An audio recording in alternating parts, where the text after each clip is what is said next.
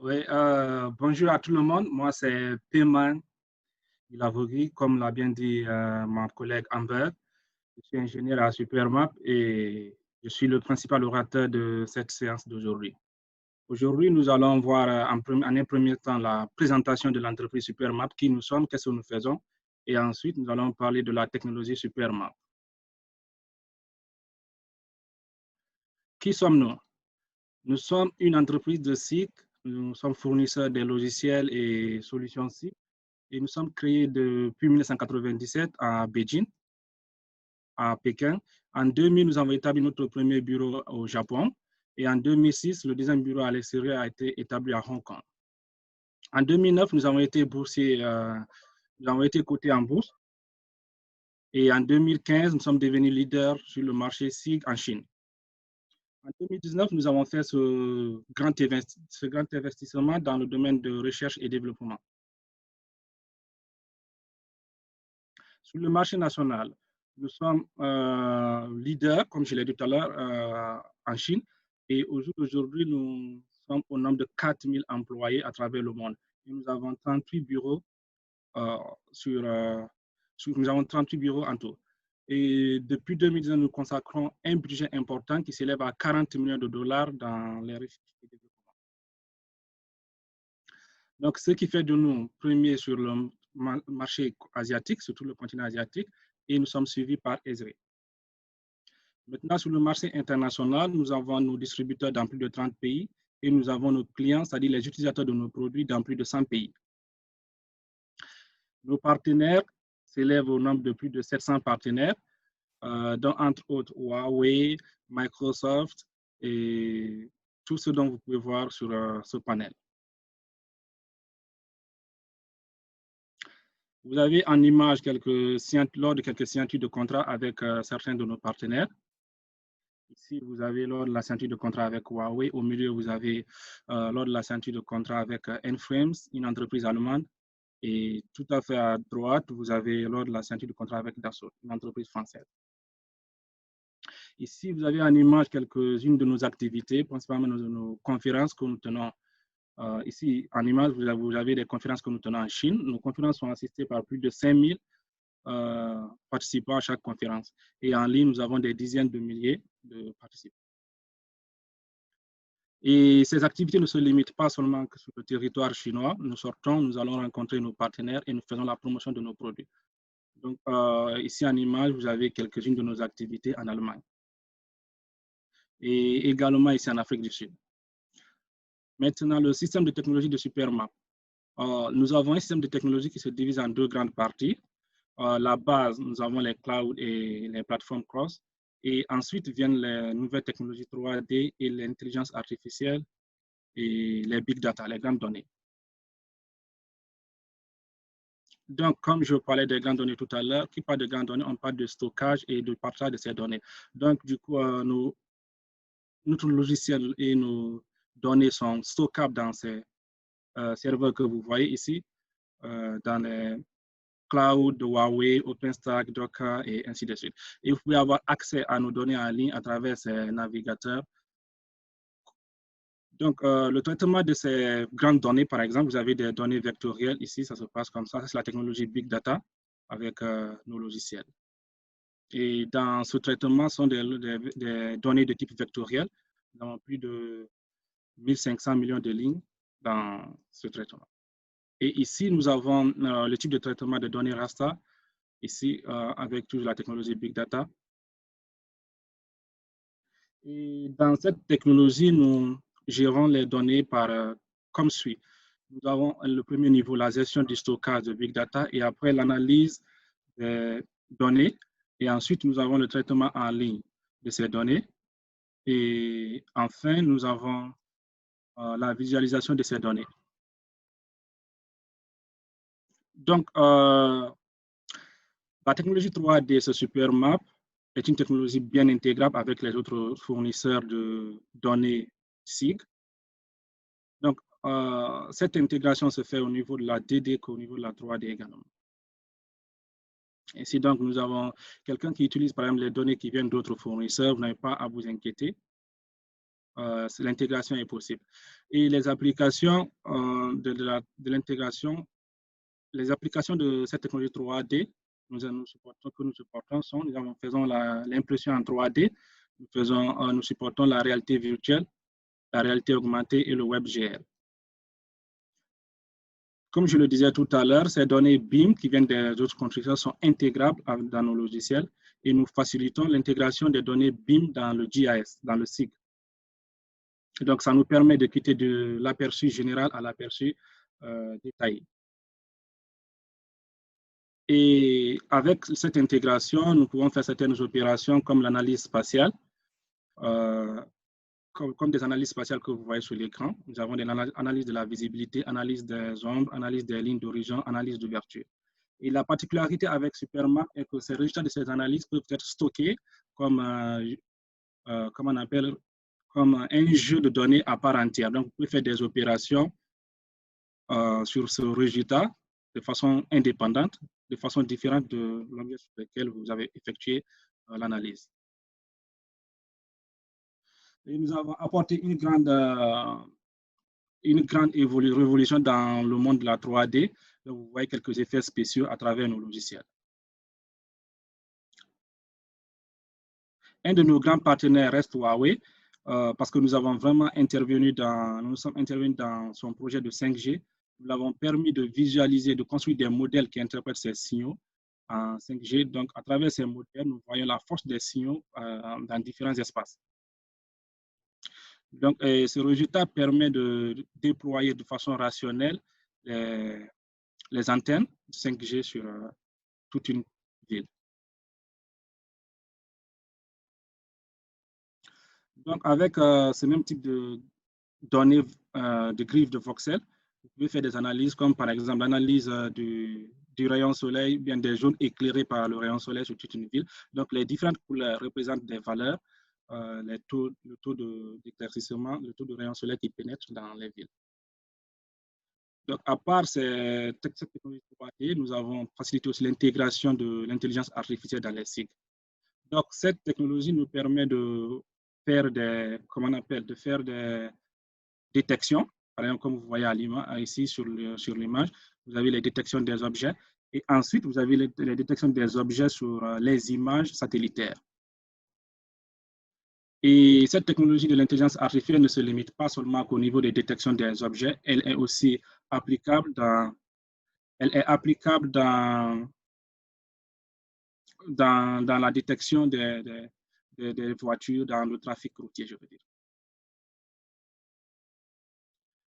Donc, c'est aussi notre application de la détection des objets. Vous avez, par exemple, en image ici, des images qui viennent du satellite et vous pouvez faire détection des objets pour voir, comment on appelle, le fondement de ces constructions.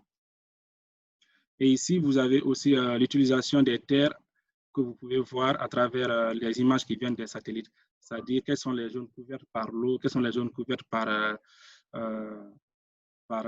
l'eau, par la forêt, et ainsi de suite. Ici, nos logiciels supportent Windows et Linux en même temps.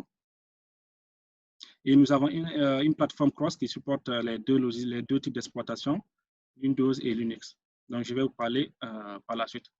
Ici, c'est une innovation que nous avons apportée à travers nos logiciels. Juste à travers le geste de vos mains, vous pouvez naviguer sur la carte et faire quelques analyses.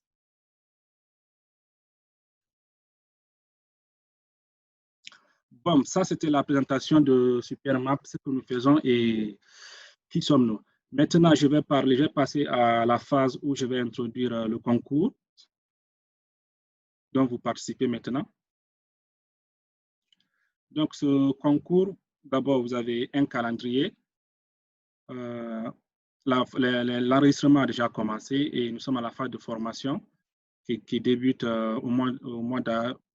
qui a débuté pendant le 4e mois et qui continue jusqu'au mois de juillet.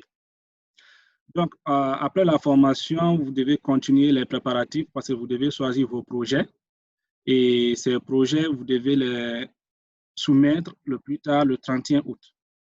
Maintenant, par rapport à la documentation, vous avez accès à tous les documents, sur nos plateformes. comment se fait l'enregistrement? Vous allez sur le ligne et j'espère que tous ceux qui sont en ligne, qui sont en train de suivre cette formation sont déjà enregistrés. Donc, je ne vais pas assez tarder sur ça. Vous allez sur ce lien, vous cliquez sur enregistrer et voilà, vous remplissez les informations qui sont là. Voilà, maintenant, je vais parler des différents groupes. Nous en avons 4 groupes. Donc, ces 4 groupes se divisent en, comme nous avons le groupe de la cartographie, analyse d'application, le groupe de développement et le groupe de papier. Le groupe de la cartographie, l'idée générale, c'est quoi? C'est de faire les géovisualisations. C'est-à-dire vous utilisez le logiciel Supermap qu'on appelle iDesktop pour configurer une ou plusieurs cartes basées sur des variétés de sources de données. Et cela, vous faites ça grâce aux moyens de traitement des données et d'expression cartographique pour créer une carte thématique avec des styles caractéristiques. Donc, vous créez des cartes et l'objectif principal, c'est la géovisualisation. Et le deuxième groupe, c'est l'analyse d'application. Là-bas, l'objectif, c'est la résolution de problèmes. Là, vous détectez un problème et vous apportez des solutions. Donc, ici, vous devez analyser des données spatiales avec des méthodes SIG pour répondre aux besoins réels existants des applications, l'industrie et de la vie. Le troisième groupe qui est le groupe de développement, là, c'est l'intégration de l'informatique et du SIG. Parce que là, vous devez développer des applications pour répondre aux besoins existants. Le dernier groupe qui est le groupe de papier, ça se localise dans le cadre de la recherche académique. Donc, vous devez rédiger les documents. Le document doit être rédigé dans le cadre des recherches universitaires ou dans le cadre de la technologie, c'est-à-dire dans le cadre d'une technologie qui est liée, qui est en rapport avec les produits Supermap. Je vais revenir sur ce groupe en détail. Donc, le groupe de la cartographie. Vous pouvez élaborer une ou plusieurs cartes et vous êtes libre de choisir le thème de votre carte, c'est-à-dire sur quel type de carte, quel est le thème que vous voulez mettre sur la carte. Et la carte doit être faite avec professionnalisme et plein d'attractivité. C'est-à-dire vous ne pouvez pas utiliser des couleurs qui sortent de l'ordinaire et ainsi de suite. Et l'affichage doit être fluide et léger. Donc ici, vous avez quelques résultats des éditions passées. Par exemple, c'est une édition de 2019. Vous avez des étudiants camerounais qui ont élaboré cette carte pour nous faire voir les sites fonciers possibles pour la construction d'entrepôts de recyclage des déchets à Douala. C'est une ville camerounaise. Et à droite, vous avez une autre carte, toujours des étudiants camerounais, pour faire voir les réseaux routiers, les réseaux urbains du Cameroun. Donc voilà des idées qu'on vous donne pour vos projets de cartographie. C'est aussi comment on appelle, pour une cartographie des dernières éditions. C'est en 2018. Donc, vous voyez, cette carte a été élaborée pour faire voir la distribution de la population et les facteurs qui influencent cette distribution. Et cette autre carte nous fait voir comment on appelle, la distribution de la population en tenant compte du sexe et en tenant compte de l'âge, ainsi de suite. Et ici, nous avons la distribution de la population en tenant compte du changement de la population et de la distribution de la minorité. Et ici, ça fait voir l'éducation, le nombre de personnes éduquées par zone. Et la dernière carte, nous avons l'interdéplacement des populations, comment on appelle, le déplacement des populations à travers les différentes provinces de la ville de Chine, des villes chinoises. Et ici, nous avons une cartographie qui nous fait voir la propagation du virus Ebola. Donc, ça vous donne déjà une idée parce que nous sommes en période de virus encore. Donc, les étudiants là avaient fait ça, c'est depuis 2015, pour faire voir la distribution du virus Ebola sur le continent africain. Donc, vous avez la légende, vous avez des explications qui sont là, les différentes couleurs qui correspondent au nombre de cas et ainsi de suite. Maintenant, les exigences au niveau du groupe de cartographie, les œuvres doivent être originales, c'est-à-dire ça doit venir de vous, il n'y a pas de plagiat, et ça doit obéir aux règles de logiciel libre, parce que quand vous envoyez votre projet, nous allons les publier et nous devons être en mesure d'apporter des modifications et d'apporter des améliorations sur vos projets. Donc, ça doit répondre aux règles de logiciel libre. Et comme je le disais, ça doit être original. Donc, le droit d'auteur, vous devez avoir le droit d'auteur. Et quelles que soient les modifications que nous allons apporter, vous serez toujours propriétaire de droit d'auteur. Mais ce qui est sûr, nous pouvons rendre public vos données. Et tous les participants doivent être responsables du droit d'auteur. Si les travaux impliquent une référence, c'est-à-dire dans votre travail, vous avez une référence ou une citation, veuillez indiquer à la fin du rapport. Sinon, le comité de concours se réservera le droit d'annuler les récompenses et de retirer les primes et certificats. Donc, quels sont les logiciels que vous pouvez utiliser ici? Vous pouvez utiliser le iDesktop 10i ou le iDesktop X 10i. Maintenant, les exigences auprès de groupes de cartographie, les données doivent être de multi-sources, c'est-à-dire que les données peuvent venir des données cartographiques publiées par les nations, ou bien les organisations, ou bien les grandes données, ou d'autres sources de données fournies par les entreprises Internet. La légitimité. Veuillez vous rassurer que la légitimité de la source de données, et le droit d'utiliser et de divulguer les données.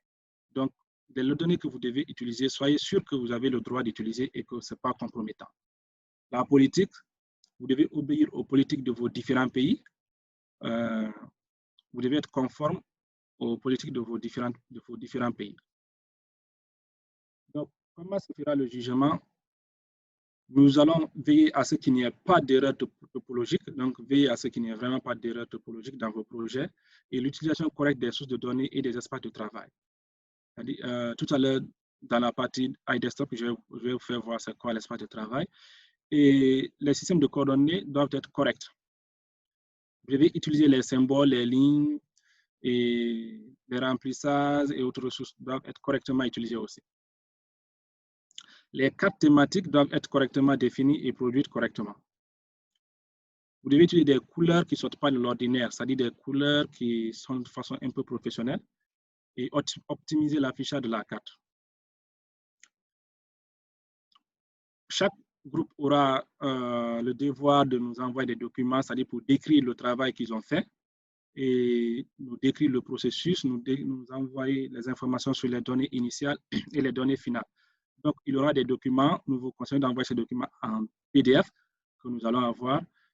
Donc, prière de faire une description très claire de ces documents. Et la durée d'enregistrement des vidéos, vous devez aussi faire des vidéos, nous les envoyer. Et la durée ne doit pas excéder 20 minutes. Et dans ces vidéos, vous devez mettre en évidence des points forts et ainsi de suite, et faire des présentations PPT de PowerPoint. Donc, après ça, vous pouvez avoir des bonus. C'est-à-dire, vous pouvez avoir des points supplémentaires. Qu'est-ce qu'il faut pour avoir des points supplémentaires? Le groupe de cartographie. Si vous utilisez notre logiciel qu'on appelle Supermap iDesktop X, vous aurez des points supplémentaires. Et si vous utilisez la plateforme Linux pour vos projets, vous aurez également des points supplémentaires. Et l'enregistrement de la vidéo, si il est parfait, vous avez des points supplémentaires, ainsi de suite. Comment soumettre? Vous devez nous soumettre les données initiales, comme je l'ai dit tantôt, et les données finales, c'est-à-dire les données déjà traitées. Et en plus, vous devez nous envoyer les documents en PDF où vous écrivez le processus de traitement, le processus de votre carte, comment vous avez fait votre carte. Vous devez décrire tout ce processus et nous envoyer. Et vous devez exporter la carte, c'est-à-dire bien évidemment, vous devez enregistrer la carte, l'exporter et nous l'envoyer également. Et vous devez faire des captures d'écran lors de votre travail, lors de l'élaboration de la carte. Et ces captures d'écran vous devez nous faire parvenir ces captures d'écran. Et comme on l'a dit dans nos groupes WhatsApp, les groupes doivent avoir des instructeurs. Et ces instructeurs doivent faire des évaluations sur vos travaux et ces évaluations doivent nous parvenir aussi. Mais si dans le groupe vous n'avez pas d'instructeur, ce n'est pas grave, c'est acceptable, vous pouvez travailler sans instructeur. Mais toujours est-il que les instructeurs auront des récompenses particulières. Donc, le groupe d'analyse des applications. Quelles sont les connaissances dont vous devez avoir?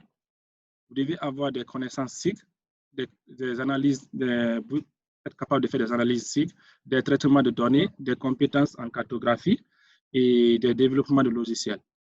Vous devez aussi avoir une bonne maîtrise sur l'enregistrement de vidéos. Tout à l'heure, je parlais d'analyse. Quelles sont quelques analyses que vous devez faire? Vous avez des analyses de réseau, analyse de tampons, analyse de superposition et l'interpolation.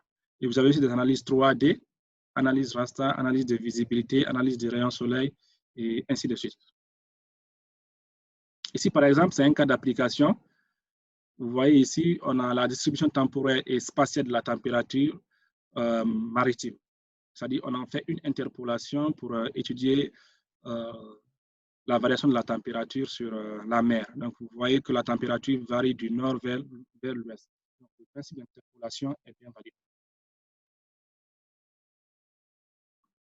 Ici, c'est un cas d'application qui nous permet de voir le temps qu'un immeuble ou bien un appartement peut-être peut avoir accès aux rayons soleil.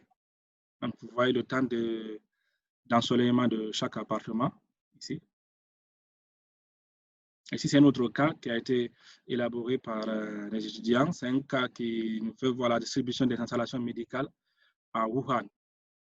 Vous voyez, pour faire d'abord ce travail, ils se sont posé des questions qu'ils doivent résoudre.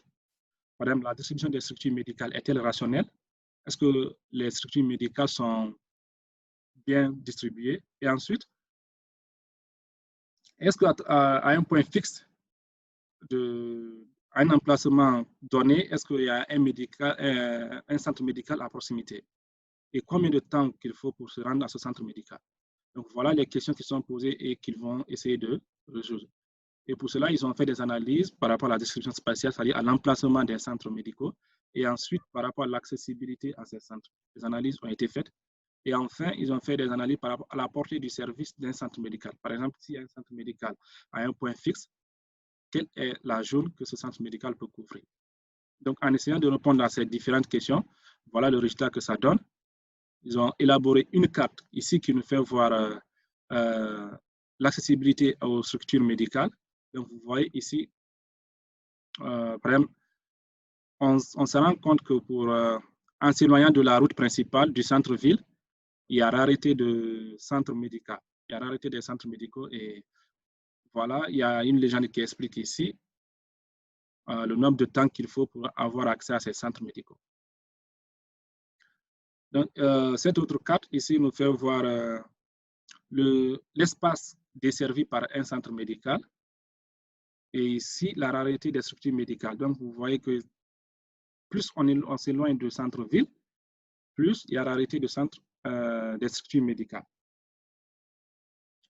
Maintenant, le groupe d'analyse des applications, quel est le critère de jugement? Le terme doit répondre aux besoins du travail, c'est-à-dire aux besoins réels. Et vous devez faire une analyse compréhensive et correcte du problème. La production des données se combine avec les besoins réels, c'est-à-dire ça doit être un besoin vraiment existant. Et la configuration de la carte doit être artistique et fluide. La description, c'est-à-dire les documents que vous devez nous envoyer doivent être clairs. Votre vidéo ne doit pas dépasser les 15 minutes. Et dans cette vidéo, vous devez souligner les fonctions de conception, c'est-à-dire les points essentiels de votre travail doivent ressortir dans cette vidéo. Il y a différentes étapes. Donc, pour le groupe d'analyse d'application, voilà un exemple de travail qui a été fait l'an dernier. Et ça a été le premier prix, je crois. Ce sont des étudiants chinois qui ont élaboré cette carte pour voir l'émotion en ligne. C'est-à-dire à travers vos messages que vous envoyez, à travers les messages que les gens envoient, on essaie de voir quelle est l'émotion des gens par rapport quelle est l'émotion des gens aux différents endroits de la ville. Vous voyez ici les différentes couleurs qui interprètent l'émotion des gens. Ici, par exemple, la densité des gens, des gens qui sont peut-être un peu fâchés, qui sont fâchés, qui ne sont pas satisfaits et ainsi de suite.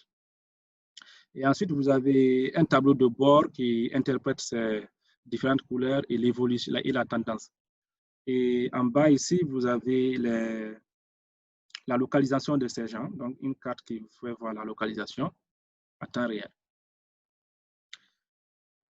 Et un autre travail des éditions précédentes, c'est quoi? C'est ce travail qui a été élaboré par les étudiants, la gestion du tourisme.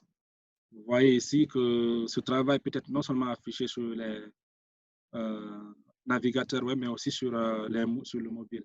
Donc, ce travail nous permet de voir les sites touristiques et ensuite les chemins qu'on emprunte pour avoir accès à ces sites touristiques. Donc, un étranger qui vient dans ce pays, il n'a vraiment pas besoin de demander sur sa carte, sur son téléphone. Il a la carte et il a l'itinéraire pour avoir accès aux différents sites touristiques. Donc, c'est un besoin réel qui existe. Et le groupe de développement en ligne, quelles sont les exigences?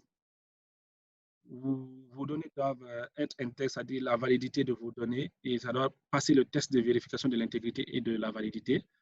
Et ensuite, vos données doivent passer le test de vérification de duplication de code.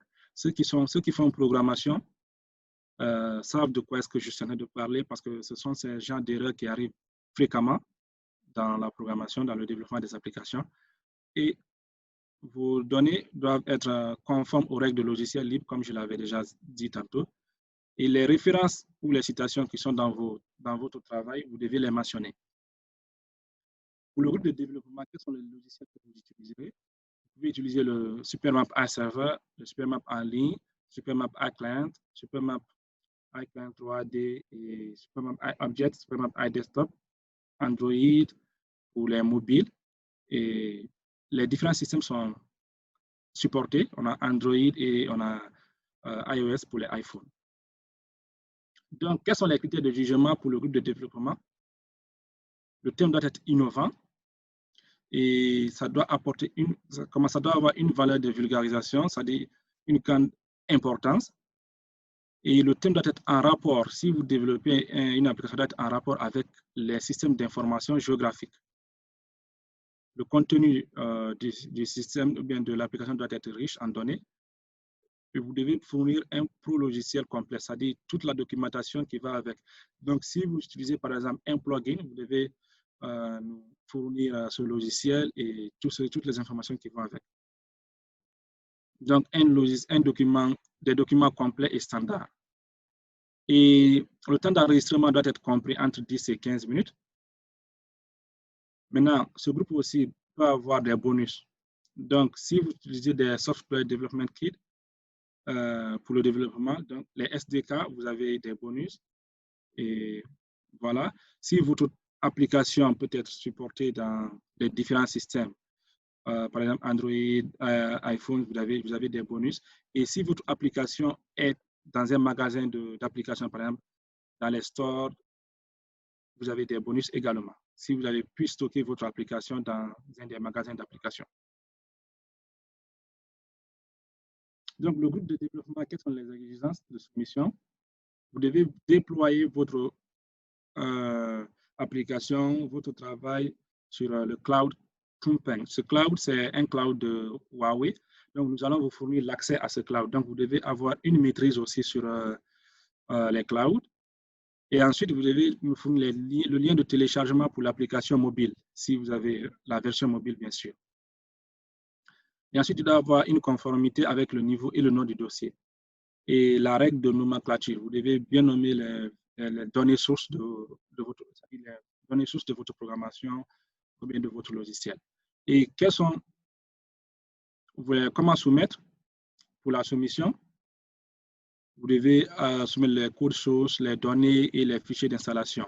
Donc, ces documents, vous pouvez les nommer par vous-même, il n'y a pas d'exigence par rapport à ça. Et nous fournir le lien de téléchargement, et ainsi de suite. Et comme je le disais tout à l'heure, si vous avez utilisé un plugin, vous devez nous fournir le package de ce plugin. Okay, et le format doit être illimité. Et dans les documents que vous devez nous envoyer, vous devez décrire les étapes et les exigences d'installation ou le déploiement du logiciel. Et vous devez nous expliquer également quelles sont les fonctions qui comprennent vos logiciels et comment utiliser ces différentes fonctions. Donc, un document détaillé vraiment du logiciel. Le groupe de papier, qui est le dernier groupe. Donc, ce groupe, le document doit être rédigé dans le cadre des recherches universitaires ou des applications techniques et technologiques, c'est-à-dire des technologies basées sur les produits Supermap.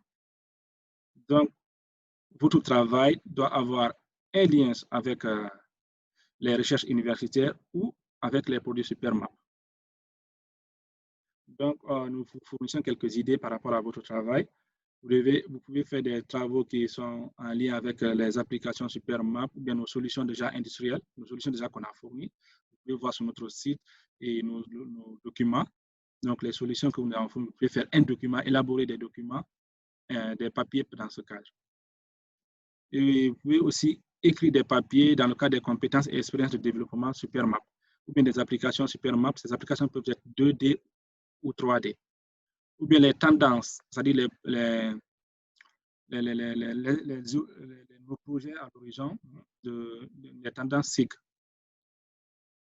Et ou ça peut être sur les grandes données, les big data, ou bien sur l'intelligence artificielle. Mais tout cela doit avoir un lien avec les systèmes d'information géographique. Donc, vous voyez ici un exemple de ces travaux. Par exemple, ici, c'est toujours des étudiants camerounais qui ont fait ce travail. Ils ont fourni un document, un papier qui parle de l'optimisation basique des types de données de l'hydrologie dans l'ouest du Cameroun. Donc, vous voyez comment est-ce que c'est bien élaboré scientifiquement. Donc, si vous êtes dans le groupe de papier, c'est comme ça que vous devez travailler. Et quels sont les thèmes, par exemple? Le thème doit être en rapport, comme on le disait tout à l'heure, avec les recherches scientifiques, avec les recherches académiques, et ça doit être concret et innovant. Donc, vous pouvez choisir des articles académiques ou bien des articles basés sur la technologie Supermap. Et dans votre papier, il doit avoir le nombre de mots doit être compris entre 2000 et 4000, et vous devez être le premier auteur de ce papier. Donc, les exigences, par exemple, du groupe de papier, les questions abordées doivent être d'actualité et doivent avoir une signification académique ou une valeur pratique.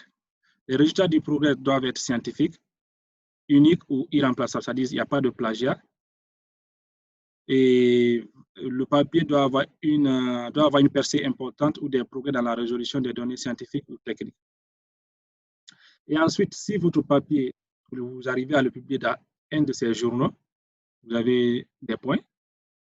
Et les papiers doivent respecter les normes et le contenu doit être informatif, les graphiques doivent être précis et les formes et les données doivent être dans les normes également.